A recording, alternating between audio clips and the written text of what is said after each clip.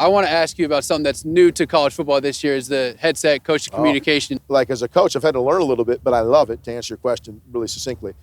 But I've had to learn, so listen, I can't be coaching you in between the reps per se. If you ever get the chance, you got to ask Danny O'Brien about his story in the CFL. And I think in the CFL that there's no shutoff rule. Yeah. And so they go get just down talk. to 1 second. And Danny tells this great story about how he's like, he knew the pressure was coming, he knew it was going to be hot. And then right when he's dropping back, whoever was on the headset's like, look, throw left. He looks left. Boom, he just smacks him. What's going on, folks? We are launching the Retain the Roar campaign here at State Media in partnership with Happy Valley United. This is extremely important to me personally and the entire program moving forward. I came to Penn State in some of the darkest times. I deeply care about this university and this football program. That is why I'm done talking. I'm going to lead by example, and I'm working to pull a bunch of other Lettermen together to get behind this campaign. It is integral for us to participate in NIL, and not only participate, but dominate, to match the expectations that we all have for this program. We're in it to win championships, so let's put our money where our mouth is. I'm taking the first step. I hope that you all follow me. Our goal is to raise $500,000 to close this spring transfer portal cycle and ensure that we retain the roar. College football tees, college basketball tees, whatever you need, Mercury has you covered with the best merch out there. We're talking about high quality clothing, inexpensive, and the best part is I have a 15% discount for everybody who goes and gets some right now. Use the code below, hit the link in the description, and go get your merch now. Use the code to get 15% off. What are you waiting on? Go do it. What's up, guys? Welcome back. Trace McSorley. Got Christian Hackenberg here, and we got the new OC of Penn State football, Andy Kotelnicki here. Appreciate you taking the time here, Coach. Appreciate you guys having me. It's exciting. Yeah, so, we both went through OC changes from the player side. From the coach's perspective, just want to know, when you come into a situation like this, spring ball, what are the things you're really trying to get accomplished when you first get here? Well, there's a couple things, and you guys remember back from your playing day, there's really 2 times a year that as a football player, you really only have to worry about yourself and your development, and that's spring football, fall camp. So to make sure that we don't lose sight, even though I'm new, right? Okay, there's new coaches, there's new systems and things like that. You can't lose sight of the fundamental development for everybody. And so specifically, the position you play, what we couldn't do is come in and change all these things so that the fundamental development of key players that are coming back, plateaus because they're busy, trying to process things. So never lose sight of that, right, when you're coming into a spring. But then the second thing, kind of what you were alluding to or talking about a little bit, is when you're going in, and I think as long as you as a coach and as long as you as a program have an understanding or a really clear picture of what a player's capabilities are and what their limitations are, you can always figure out something to do that they can be successful, right? And depending, on how big of a limitation it is or how big their capabilities are, really depends on how big that package can be. But being able to go into spring football, focus on these fundamentals, install things that are new, learn terminology that they've been learning and, done in the past, but then really be able to spend some time focusing on what they do well. It gives you a really good picture for what fall should look like. Yeah. So you touched on some great points, and some things that I've heard you talk about in the past since you got here, and then we obviously chatted at Pro Day a bit, is you seem to be a major focus of who you are as a coach, how you present, how you talk to the team is as a teacher. And being around a lot of football coaches in my life, the higher you get up in this ring, ironically, it seems to be less of a focus. And it's something that I've grown to really appreciate of you, just hearing and getting to know you in a short period of time. Appreciate that. Where does that come from? Well, it comes from probably, and of course, as we all age here a little bit, and I'm in my mid-40s now, so I'm not that old, but old enough to have these kind of, right, hindsight moments. Growing up, small town, playing a bunch of sports like a lot of people do, and I was in, I want to say probably 6th grade. I grew up playing hockey, so I'm from Minnesota originally, right? So hockey's a huge deal. Like, you learn how to skate when you're like 3 or 4. And so here I am, over 5 or 6, and I know how to skate, and I can skate around the circles and everything. And I'll never forget, and again, I didn't know this at the time, I'm sitting there and I'm helping these little 3 and 4-year-olds, they call them mites, how to skate. And all I did was demonstrate how to do a crossover around a circle. And now again, how many ever years later, I look back at that, and that was like my first exposure ever, like kind of teaching, to your point, somebody something, even though I wasn't really verbalizing how to do it, more just kind of demonstrating. And I was fortunate enough to, be it in high school where, that was small enough that, first of all, they let me be on the team, right? Okay. Yeah. But I would be coaching like the little kids, you know what I mean? I'd be working little camps. And I went to a small college, Division III, Wisconsin, River Falls, and we'd run summer camps. And this is back when summer camps were real camps. Like today's kids think the summer camps are just one day deal. I mean, they're talking the old 4-day, real get Staying better in the football. dorms. Yeah, exactly. Right? And so, I got to do those all across the state of Wisconsin when I was in college. And it just started to hone, one, my craft of doing it, but two, really starting to figure out that I really appreciated developing people. Does that make sense? And so, seeing it at a young, and again, this is all in hindsight. Yeah. You know what I mean? Right. 20-some years later after college, but because you're not doing those camps because you're like, oh, I'm really, I really love teaching, but you just kind of what you did, and then you just develop a knack for it. It's funny you say that, because I got into coaching a little bit as I got out and transitioning, and my grandfather was a head football coach for 30 years. I grew up around it. That concept was awesome, but it almost came more so for me. At points in my career, I felt like I had coaches and teachers, and something that you brought up, kids have something. All kids have something to give, especially at this level. Mm-hmm. And how do you pull that out of them? I've had moments in my career where I had coaches that, I'm not going to say gave up, but it's just they shut down, and it frustrated me. And it was almost therapeutic for me to get into that situation and say, hey, I'm now going to pour everything I have into this 16-year-old kid and watch them make strides and how they react. And I think that's the business of college football, and the business of football in general has gotten in the way. And I think it's so cool when I hear somebody who's getting in this position, and now you're dealing with guys who are very, very talented and have gone through that vetting process. But it's just something that I really, really appreciate. So I do appreciate the heck out of you saying about that. I do that. And I've been fortunate. I've coached every level of college football. You know what I mean? I can honestly say that I never got into this for the money or being, you know what I mean, doing interviews and being in a place like this, which is really cool and flattering. But I still really enjoy just watching guys, here's a concept that we're going to install, here's how they're going to go, and then they make the mistake, and then we correct it, and then they get it right the next. That's so rewarding still. And so, I rest my head at night knowing that I'm doing it for the right reasons. Right, that's fantastic. So you hear Coach Franklin talk about it. He was actually just on talking about the relationships, and this business being a relationship type business. One of the most important relationships I've always felt has been that relationship between the OC and the quarterback. How has that relationship been building with not just Drew, but with Bo and the rest of that room?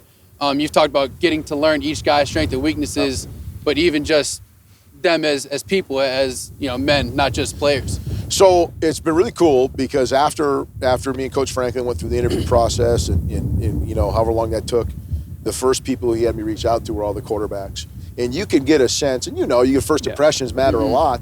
You talk to all those guys, and your first impression is so who they are, of genuine, sincere, down-to-earth people who really want to get better and help this place win. And that came off right away in the first 5 to 10 minutes of conversing with them, And we didn't get into, they weren't asking, I don't remember very well, I guess, but they weren't asking questions like, well, what are we going to call this? And what are we going to, what I mean? They just want to succeed, and they know that there's so many ways to do that, and all they want to do is just get better. Mm-hmm. And so I've appreciated that. We're very lucky here. We got Danny O'Brien, as you guys know, and he does a great job working with those guys every day as a quarterback guy who's got professional, experience in his own right and playing Division I football, and to help them, from a technique and a QB standpoint. I know you guys have done it at a high level. There's something to be said about being in a situation where your coordinator just coordinates, and your quarterback coach is the quarterback coach. Again, having done it in the past, something always gives when you call plays and coordinate while you're coaching a position. And you got it. And we're super blessed here to have Danny. But to your point, the relationship that we have, in the sense of, do they know why we're calling these plays? Do they know the intent of the play? You know what I mean? This is the progression for the read, whatever it might be, or the run play. Do they know why it is that way? That's what we spent time in the spring doing with them. Do you know why I would call this concept over here? To high-low the corner, or, to get them to understand why those words are coming out of my mouth for them to go run the play, which is a huge step, to your point earlier, about how that can just get lost in the teaching process. You just start drawing lines and squigglies and say, well, your eyes go to this guy, and then this guy's coming back over here. And you're like, oh, okay, yeah, right. And then you just forget, hey, why did we even call this thing? Anyone can put up a play on the board and go, hey, you're going 1, 2, 3, 4 here. But what's What's going on, y'all? Christian Hackenberg with State Media in the Pocket. This segment is brought to you by Utz. Utz has a phenomenal line of potato chips and other snacks. We were fortunate enough to be able to enjoy them all weekend. They kept us fed and ready for all of these interviews that you all are about to enjoy. They've been a fantastic partner of ours, and we're looking forward to continuing to bring you guys exclusive content here at State Media. As you said, that teaching aspect of the why, the how, who are we putting the stress on the defense? What are we trying to attack? That type of stuff I think is incredible for the coach quarterback and that relationship to blossom and become very successful. Yeah. And those guys have been awesome. I mean, all the ones you mentioned, Drew, Bo, Jackson, Grunkmeyer's here now, Lambo, those guys, that room is really, they're a stand-up room. They're awesome. That's good stuff. So from a football perspective now, you've gotten the ability to kind of settle in here a little bit, drink it through a water hose. What excites you about the depth of this roster? It's one thing I've talked about. I think that where this program is from where it was when we were here and just the overall development in terms of depth and talent accumulation is spectacular. And what excites you the most about that? I tell you, there's a lot. I hate to use this term, but toys, right? Yeah. There's a lot of toys for us to play with as an offensive staff. Yeah. And so that's fun. So we could be really diverse. And I challenge our players. I said, don't just be an X receiver or just be a running back that's in the backfield or just a tight end that has to put his hand on the ground or only flex out. Like, diversify your skill sets as a player, because that allows us to be so much more multiple doing some of the same things, right? And so when you add that component with the depth that you just mentioned at all positions, because when you look at every position, it's even funny. You say at least two names. Yeah. You know what I mean? You say at least two names that every fan's going to know. And that's not like that in a lot of places. Mm-hmm. They're like, hey, this is the one guy. You know what I mean? And then you don't know the other guys behind them. But to talk about the running back room, tight end room, receiver room, the O-line, right, the quarterback room that way, I mean, there's a lot of toys to be able to play with. And the credit to the players and the kids, they've done a phenomenal job of wanting to just help us win. They know that they'll do whatever it takes. And I've been really impressed with that. Yeah, that is awesome. Like you said, I never thought of it from that perspective, that you could probably say there's legit two, maybe even three guys at each position. And there's some places out there that they got one main dude on the entire offense. So that is awesome, and everyone's really excited to see it. I want to ask you about something that's new to college football this year is the headset coach communication headsets. How have you enjoyed working with that this spring? Has that been a transition, or how's that gone? There's a learning piece to it that has to occur. And you guys have been there, so you were at the level. You know what I mean? You know what it's like to hear that and how that changes. And so, like, as a coach, I've had to learn a little bit, but I love it, to answer your question really succinctly. But I've had to learn, so listen, I can't be coaching you in between the reps, per se. You know what I mean? But there's really cool things about the ability to communicate to them. Say, hey, I'm going to call this play. Don't forget, we just ran this earlier. And this, you know what I mean? Yeah. Right? Or like it's a lot of times end of game situations. You might say, hey, listen, if we don't have this out route right now, you just got to rip it out of bounds, man. Okay? Like those little reminders, that's such, like, I'm gonna call it a crutch. You know what I mean? To help the players know. But it streamlines communication so much. Like, we haven't spent any time worrying about disguising signals and stuff like that. I'm just, hey, here's the play, dude. You know what I mean? Yeah, it's awesome from that perspective. But I've loved it. It's been awesome. It's a smart thing to do. And I've always just, we're using, we'll be able to use tablets now this year, it looks like. Stuff in the sideline. And it's crazy because, the NFL been doing it. High schools in certain states been doing it, and then in college it's crazy football. That high school, I didn't know high schools we were doing it for like 2 or 3 years, and like full video the whole night. I'm like, dude, this is and then here at college, imagine if we had that. You can't even take your phone out. You know what I mean? And so it's kind of like, all right, well, now we're catching up, which is really good. And I think it's really helping the players. But I have to learn more about making sure that, and I've talked to some, NFL offense coordinators about what do they do, what do they say, and the experiences of like when to shut up, basically. When to find that sweet spot. And that's where you said that relationship that you're building. Like, you get that relationship with the quarterback, and there is a sweet spot. I've had coaches where, you break the huddle and they're still talking. You want to be like, I got it. Like, from this point, let's roll. If you ever get the chance, you got to ask Danny O'Brien about his story in the CFL.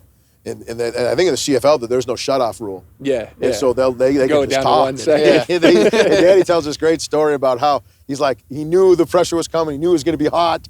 And then right when he's dropping back, whoever was on the headset's like, look, throw left. He looks left. boom, he just gets smoked. It's a hilarious story, about what not to do, I guess. Yeah, exactly. Like, don't ever do that again.